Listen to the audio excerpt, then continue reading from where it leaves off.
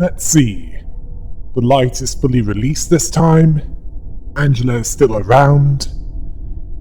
And the distorted reverberation ensemble is truly dead. What next, you may ask? Well, that's what this is for.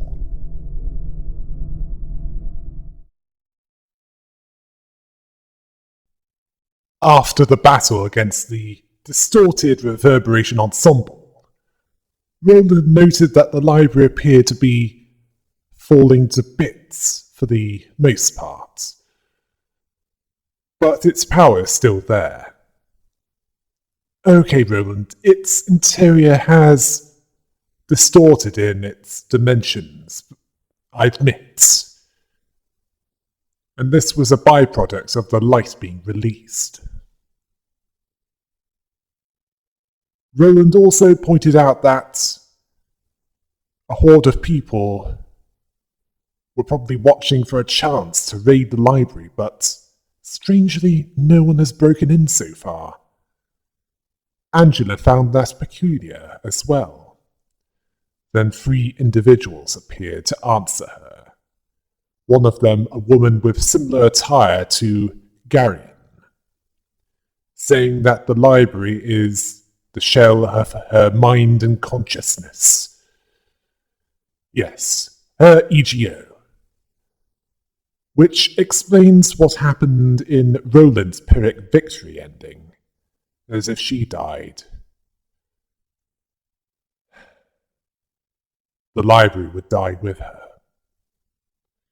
It was the consequence of making a decision that only a human could make. I wouldn't be surprised if she was silently thinking, well, she was likely to be thinking something like, or should make. I suspect this as she said that it couldn't be farther from what a resident of the city would choose.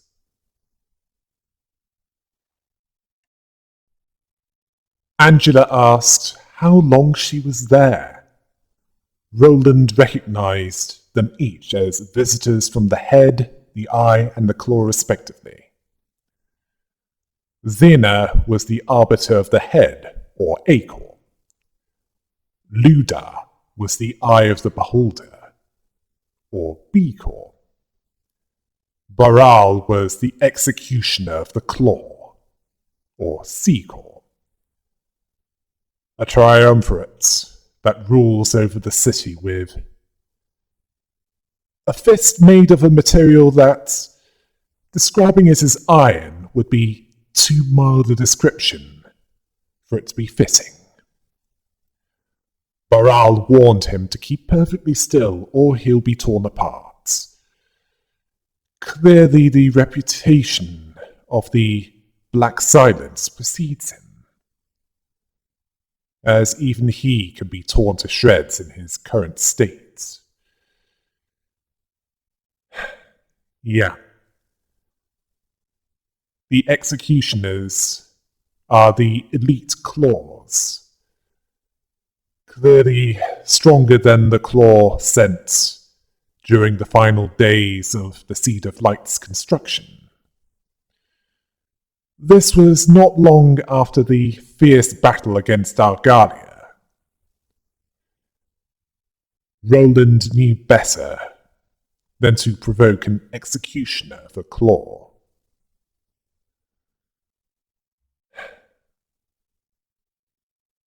Xena noted that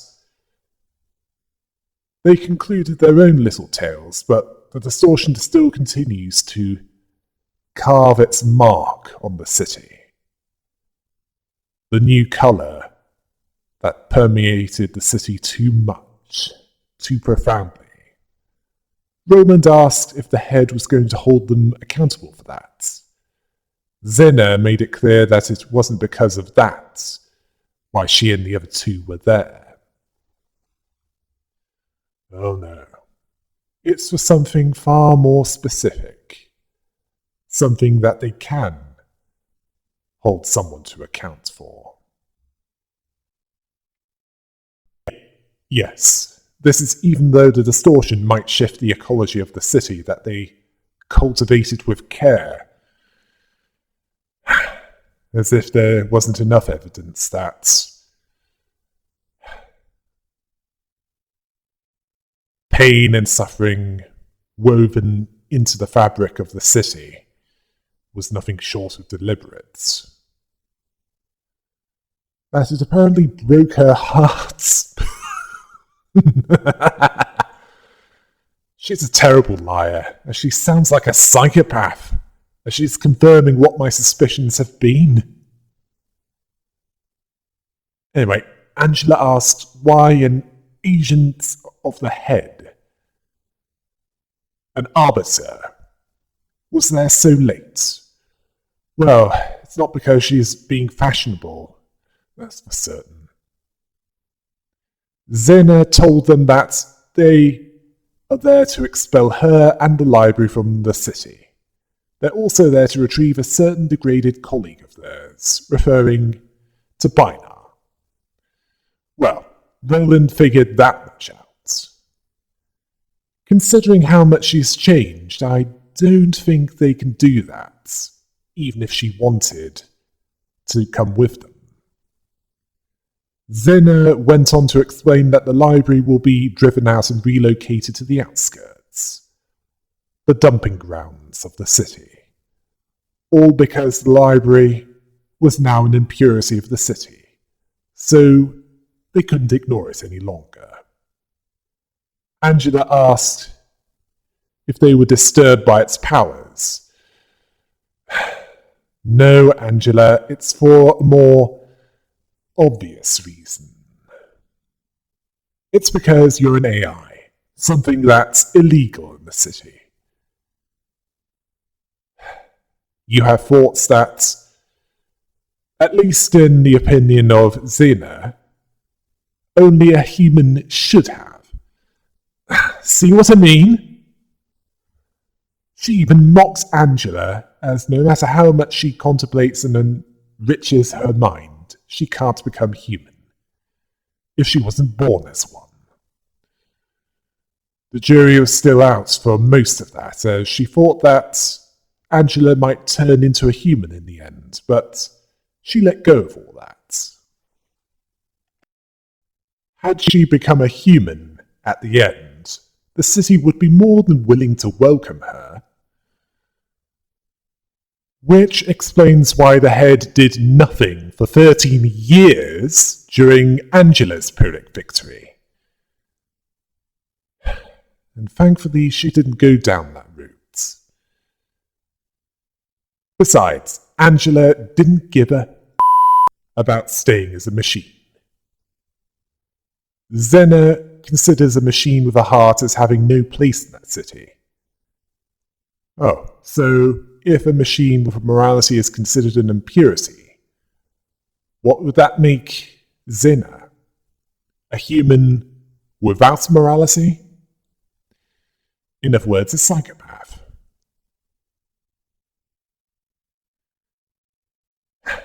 Yet Zena believes that she can't break free of the origin that defines her. Angela doesn't see her origin as something that matters.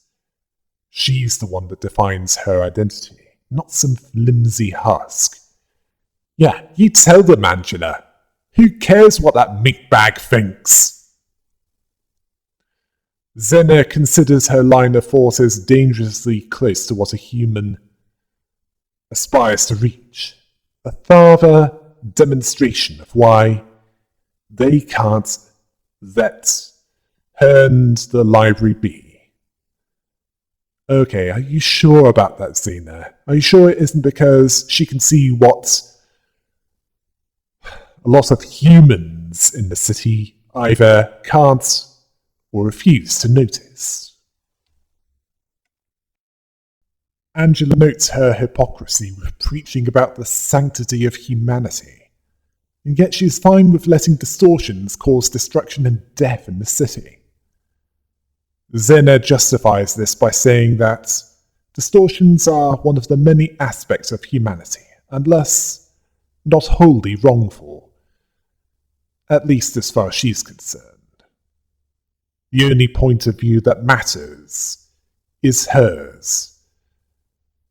Certainly as far as an authoritarian, autocratic rule is concerned. She saw it as simply time for that to emerge. The head are believers of the greater good, aren't they? Which is whatever those in power define it as. A definition that changes depending on what those in charge desire. Disgusting, isn't it? Zena asks if it's more bearable than a meagre machine putting up a charade of being human. Well, no, as at least Angela needs a valid reason to be violent.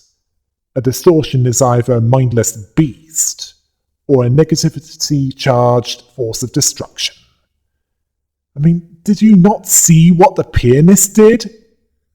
Oh, of course he did. But the Backstreet, so they don't count. So you simply just don't care.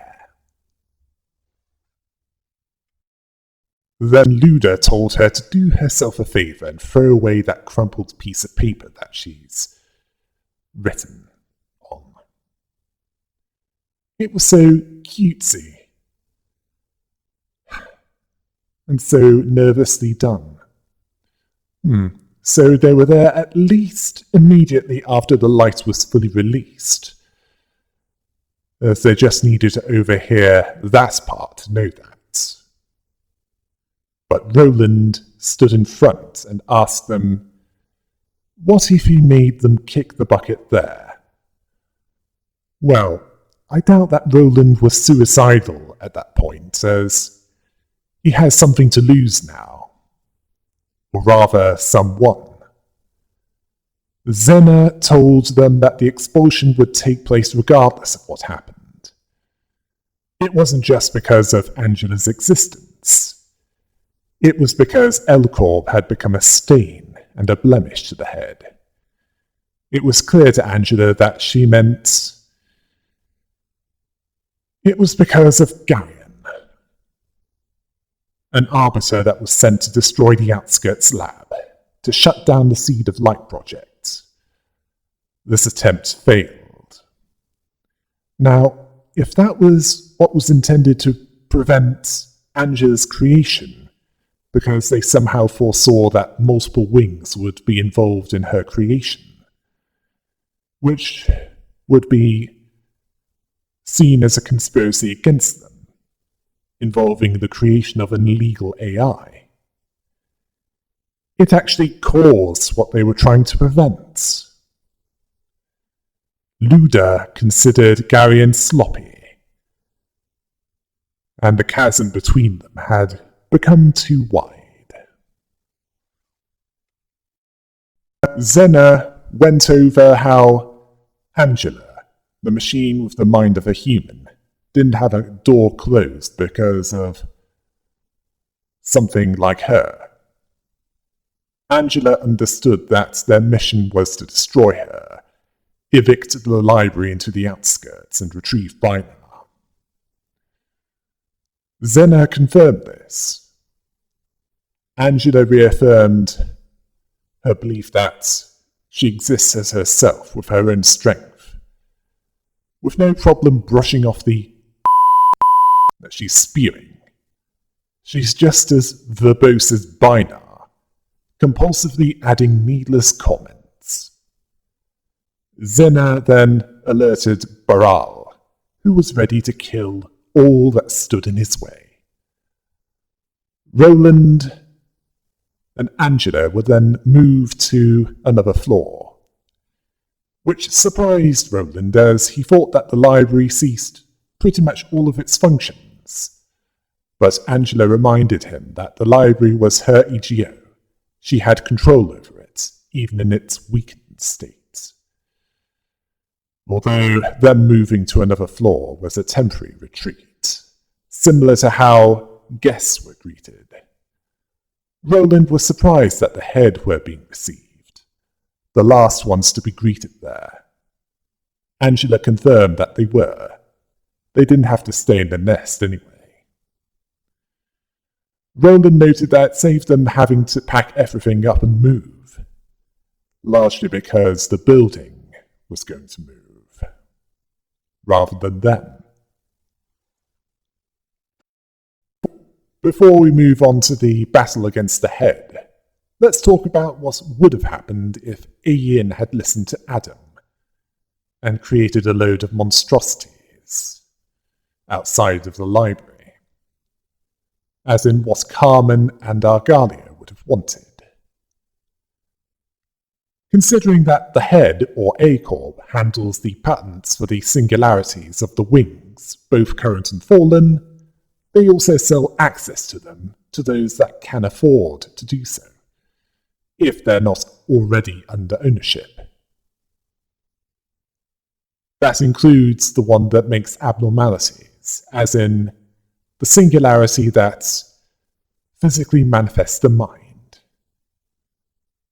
They likely don't have as much access to cogito, as they don't have a brain and central nervous system in a tank, but it's likely to be enough to take on whatever is made by the incomplete seed of light.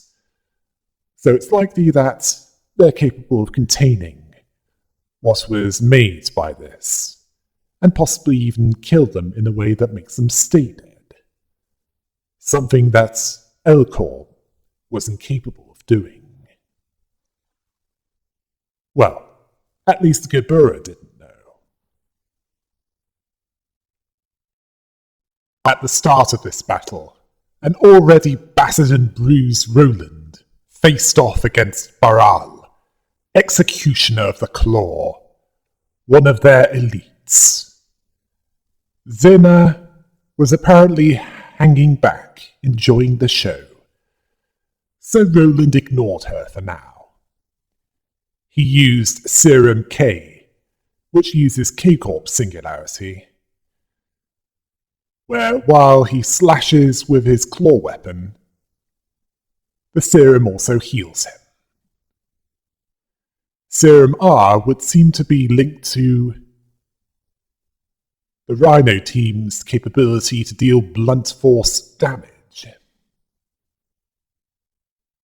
Serum W is similar to W Corp, which utilizes W Corp's singularity, which causes the defender to be moved through multiple locations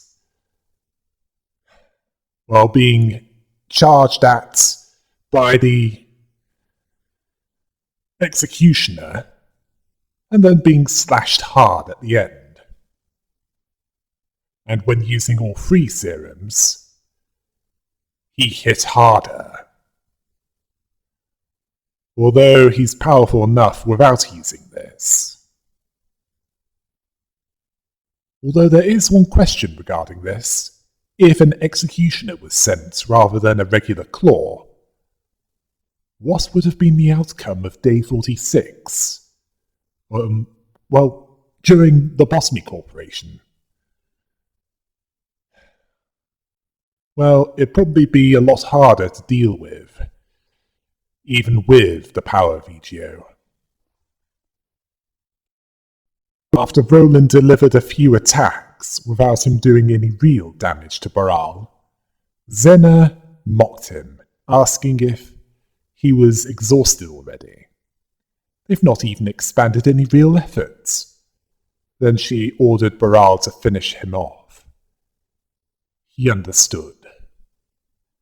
Then Zena told him to wait as Gebura appeared. This was expected. Gebura asked if they met already.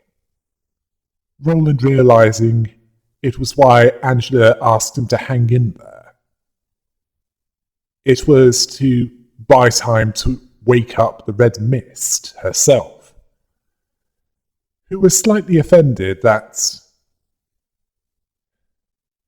he was not pleased to see her coming to save his. Well, he's not complaining. I mean, who would in a life-threatening situation? Roland isn't that much of an a**hole. She told him to pull himself together and get up. It's too early to flop down. He thanked her for coming. He admitted that he wouldn't have made it alone. Certainly not in his current state. It was also something of a relief. Gibber wasn't confident that she'd power through this either. Well, she's not at her strongest, considering that she's not truly human at that point. Roland understood that their purpose was to slow down their opponents. Zena told them that joining forces wouldn't change the inevitable outcome. Well, the relocation of Elcorb's nest to the outskirts, yes, you're right, it wouldn't. But the deaths of Angela and the recovery of Bynar's body, that's a different matter. It was still joyfully entertaining to her to witness regardless. She then decided to personally fight alongside Baral, just to make sure that all loose ends regarding the library are dealt with. Roland saw this as a more troublesome turn of events. Zena is an arbiter of the head, one who has joined the battle, one who is likely a higher rank than Garion was, as her attacks are even more powerful than what Bynar wielded, likely due to her weapons that utilized at least F and J Corp tech being either a superior or a more recent model. Gebura might not be at her full strength, but she's lost none of her determination. But even that wasn't enough, as Baral, after some more fighting, has Roland by the throat, and Gebura was locked down, likely with J-Corp Singularity weaponized. Zena taunted them, seeing them as isolated, without a way out, a state nothing short of pitiful. They still defied their expectations, which was still a shame that it'd end that way. But she was interrupted by the entrance of Bynar, who basically said to Zena, "You talk too much. It's left you wide open." Yeah, that's the problem with a lot of villains. They want to give a lengthy speech before they do something, rather than just get on with it. Zena recognized her as Garion, or at least that's who she used to be. Bynar didn't see herself as that anymore. Zena considered her greeting fashionably late. Gebura asked what took her so long. Apparently she was watching them from a distance. So you wanted to surprise those two? Roland remarks on her waiting until they were all battered up. Yeah, that's right. She was apparently sitting there with popcorn. Okay, I made that up, but that's the feeling that I got from this situation. Bynar told them to look after themselves before blaming her, as the fight will be ending soon enough. Zena was disappointed that she not only failed to perform her duty, she fell asleep there and betrayed them, seeing that as imprudent of her. Actually, she was killed, her brain put in a metal body, and then she was reborn in her current state. There's a difference. Regardless, it appears that Zena wants to call her to account after their fight, to tear down her grave and extract her. Well, they've made it clear that they have no problem with abducting children to turn them into liquid cybernetic cannibals as an instrument of terror and population control in the backstreets. So grave robbing isn't outside of possibility. Bainar pities them as they seek one whose husk is all that remains. Zena warned Baral that the relocation of Elcorp's nest will take place any minute now, so they need to deal with them quickly. At this point, Bainar revealed that she was holding back all this time, as she was capable of using her weaponized singularities at much stronger intensities than we thought. But the reason why I say that Bainar's was an inferior model, due to being lower ranks than Zena, is that it's still not as powerful as Zena's. At this point, Zena and Baral, let's go with what little restraint they had left. Zena used the more powerful version of the shockwave, which made a crater in the stage. And as Roland, Gibura, and Bainar were barely able to stand up, Roland noticed the tremors. Gibura understood this as the head's plan going ahead. Zena was amazed that they were able to withstand them for this long, even when they seemed that they'd collapsed from a hair more of force being applied. Zena then talks about Garion, regarding them not being able to retrieve her once crumbled body. The end had come, and Bainar understood what this meant. Zena told them that the library would be sent to the outskirts, a truly great distance from the city, seeing it as them being relocated to where they belong. She only asked that they didn't return, as the city had no room for beings like them.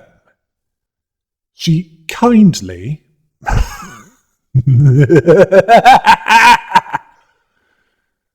moved them to the outskirts, saying this as if they were being merciful, telling them that if they do return to the city, it will be considered a disregarding of their kindness, telling them to stay where they rightfully belong. To roughly translate from dictator speak to human speak, stay out of the city and rot there. If we see you in the city, you're dead. We'll make sure of that. Okay, let's see here. If the mission was to recover Garion, destroy Angela, and relocate Elcorp's nest to the outskirts, well, it's slightly better than Garion's mission. 33% successful as opposed to, well, at worst 0% successful, at best less than 33%. Let's be fair. But it's still a failing. If Zena wasn't so impatient and told Luda to delay the relocation until they've made sure that Angela was destroyed, she would have been 100% successful. Yeah, 100%. There are classic James Bond villains that are less idiotic than the Head. I mean, if it was any more obvious, it'd be like watching Austin Powers. Outside the library, the former nest of Elcorp received a broadcast stating that the expulsion of the nest would begin in 10, 9, 8, and while this countdown occurred, someone asked if all those deaths were for nothing, if after all that struggle to claim that land. Basically asking, what was the point of all that struggle in the first place? And then the former nest of Elcor and everything in it was teleported to the outskirts, along with any unfortunate enough to still be within that nest when it happened. Clearly the head had no problem with collateral damage. Sometime after that happened, Angela noted that the outskirts were much more barren than she imagined, as she saw the city in the distance. This was likely due to a mix of other impurities being dumped there, and something left over from the mechanical rebellion, perhaps? Roland understood that it's done. And that's how it is down there. Asking what to do next. She plans to live on and to change. Roland asked what she meant by that. Angela wanted vengeance, now that she knows who to aim it at. To this end, she'll write books and reopen the library at some point. But that will take time, as they'll need to recover. Where before anything else, she's changing course. She'll probably face who she should direct her anger at from now on. She didn't say it specifically, but she was most likely talking about the head. They did it again, by preemptively striking against their enemy. They caused what they were trying to prevent. The first time it was with Ayin, because he might make an AI. That attack against him in the outskirts lab turned out to be what caused him to make Angela in the first place. This time, by attacking Angela, who at that point had no interest in taking them on, they've likely made an enemy that has the possibility of destroying them eventually. They had their chance to destroy her at her weakest. I highly doubt that another chance will appear. She understood that tragedy and suffering, not unlike what they went through, was a daily occurrence in the city and was unlikely to change any time soon. She wanted to know why it was perpetrated. Or perpetuated. Yes, that's a better word. Well, it's likely to be based on a line by Arthur Schopenhauer. Yes, something he said, which was, life without pain has no meaning. Well, it's not for benevolent reasons, whatever they are. It's understandable why she'd not be able to part with her resentment and wrath. And this time it's for more valid reasons. Roland remembered the tread wheel that grinds the people within the city, where it's not an easy road to take, the one that she wants to take. She has no idea where to begin with that. Then again, it hasn't stopped her before.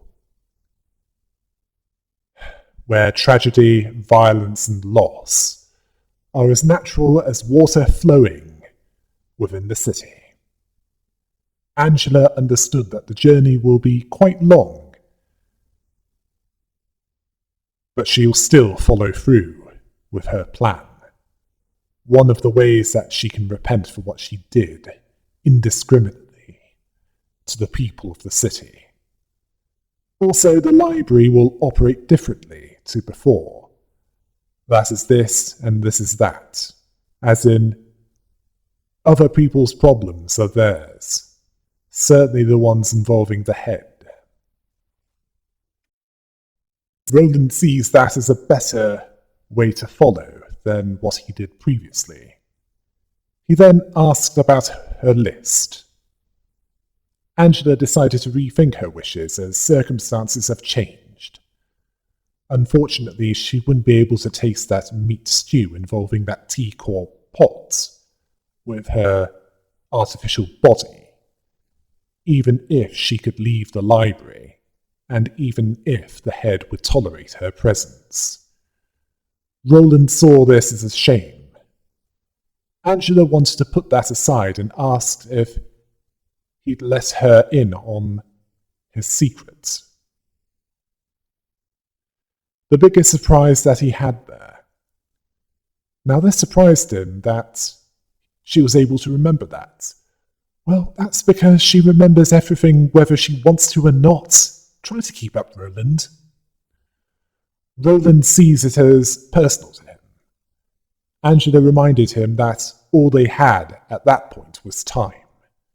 She could wait years for his answer.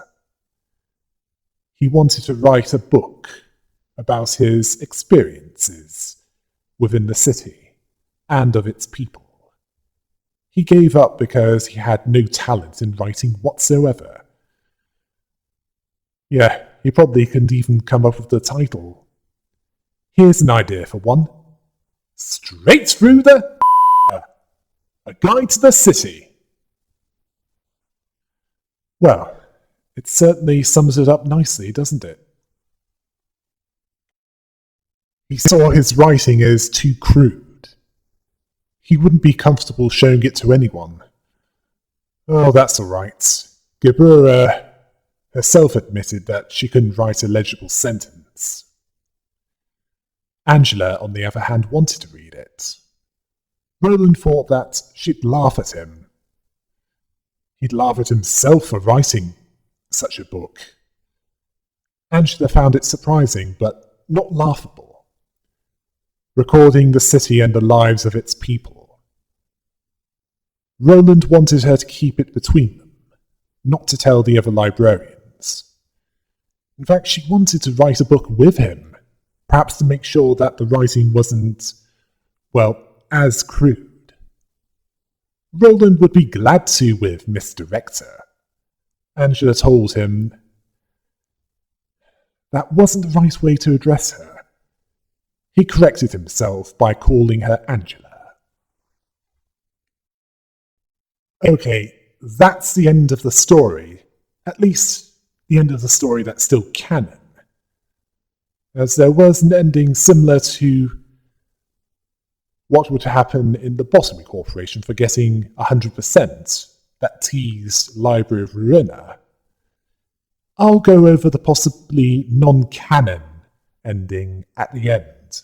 But before that, there's a theory that I've been having regarding Angela, and it's relating to Ian. I asked why didn't he leave a failsafe to prevent Angela from rebelling, one that shut her down if she attempted to prevent the release of the Seed of Light. The same could be said for why he treated her badly. I think it's possible that it's part of his plan, a plan of vengeance against the head for attacking him. It's possible that he saw Angela as the best hope at taking down the head, so he gave her every motivation to rebel, to think for herself. So he acted more of a complete hole than he otherwise would be. Well, the painful and cruel conditions were apparently needed for creating the Seed of Light, so there's no getting around that part. But his treatment of her specifically appears to be intended to forge her into the greatest threat that the city has had since the pianist. Well, it would at least explain why he said, "I'm sorry and good job," after she defeated Carmen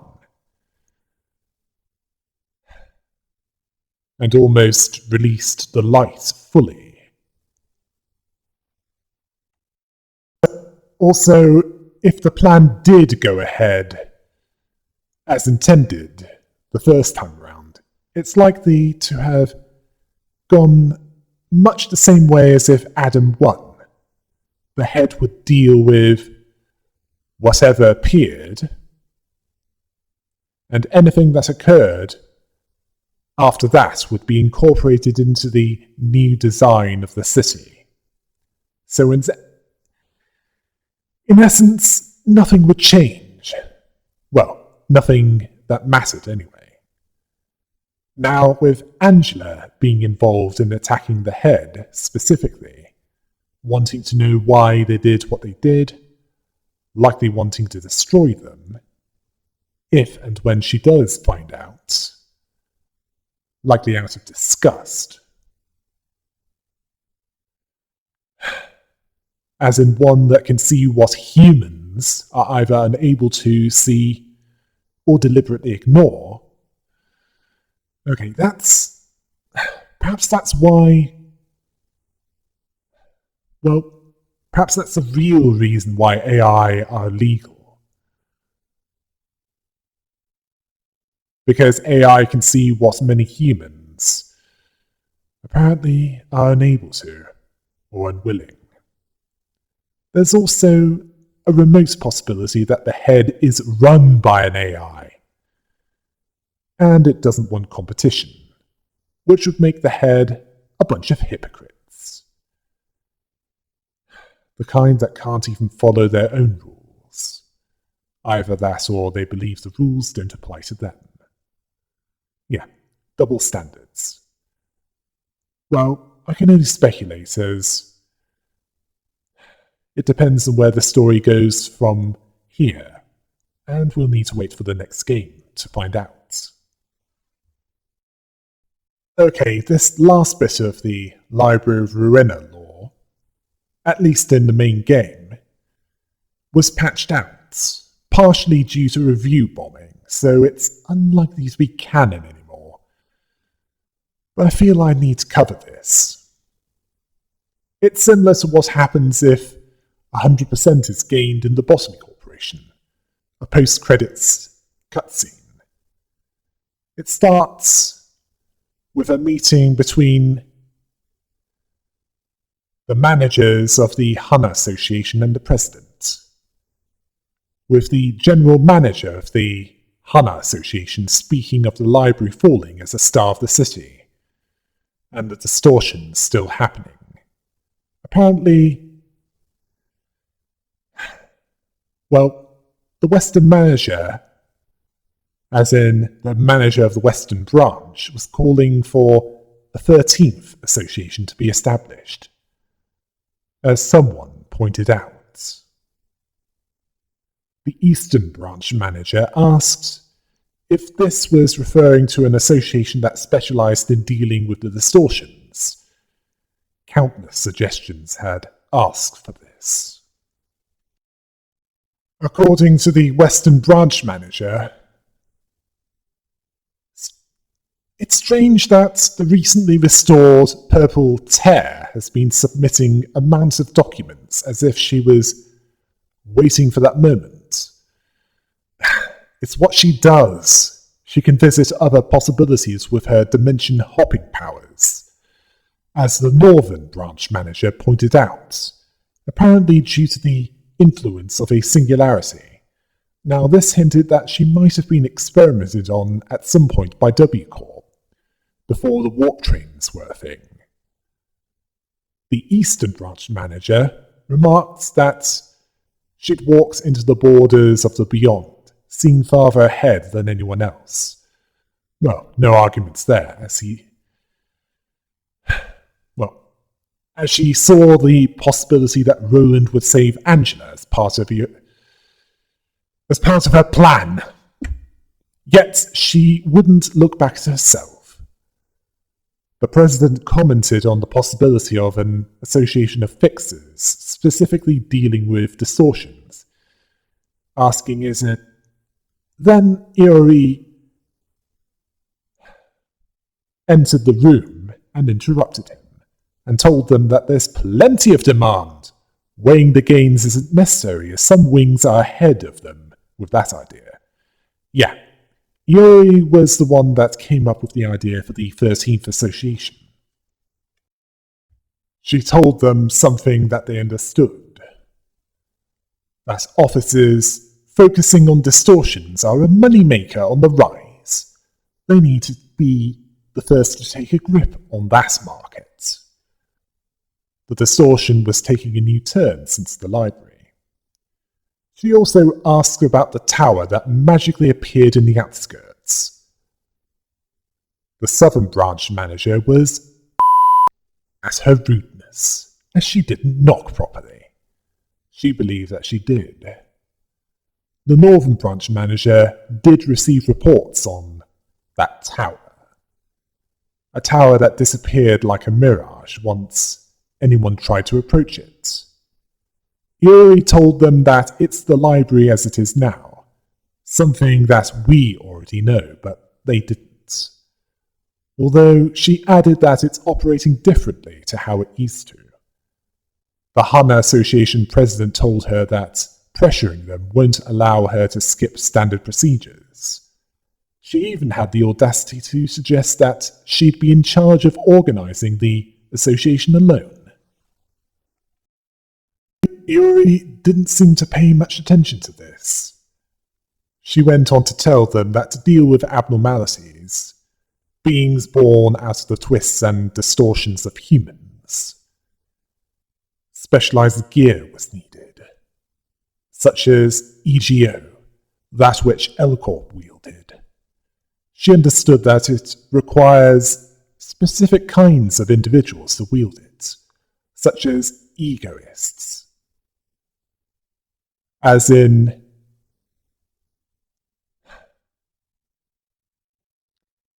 well, as for what the president spoke of based on her documents.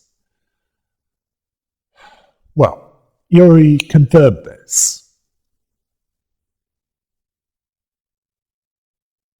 telling them that she has the sharp eye for people and that it wouldn't hurt to let her take charge, to shape the system their way.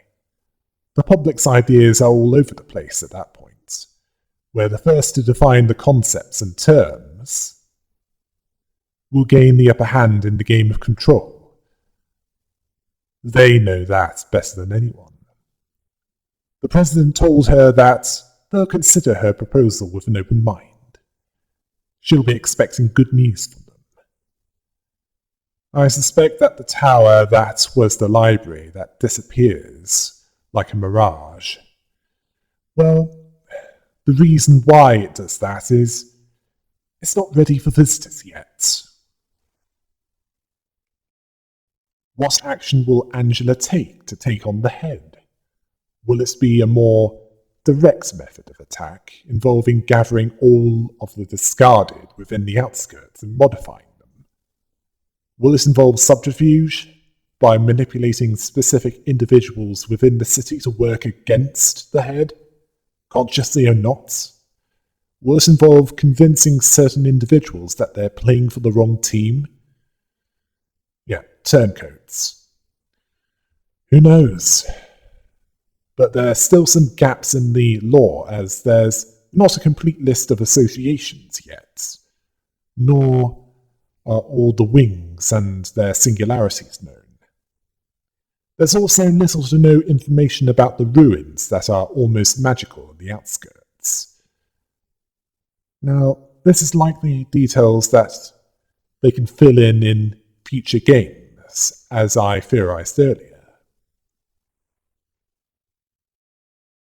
Now, the ending involving Hana Association and the Purple Tear was apparently removed due to many not liking this ending.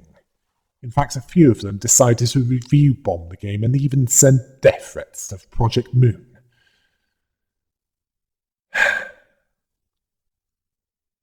So, to get them off their backs, Project Moon removed this. And this might have forced them to change how the third game in the series would be like, at least at the time this was uploaded. There are reports of Limbus Company, which is either a replacement L-Corp with the express train to hell abnormality as its logo. Well, hell isn't much worse than that city. Or the 13th Association. Well, regardless, it seems to involve heading into the sealed branches of the former L-Corp. Now, how this connects with Angela's faction, it's currently unclear, but it has some new characters, at least according to the Twitter page on Limbus Company. There are also rumours of a game focusing around Moses, the distortion detective. One that's separate to Limbus Company. Based on how they're postponing the continuation of that story. In fact, that's quite relevant to what I'll be covering next.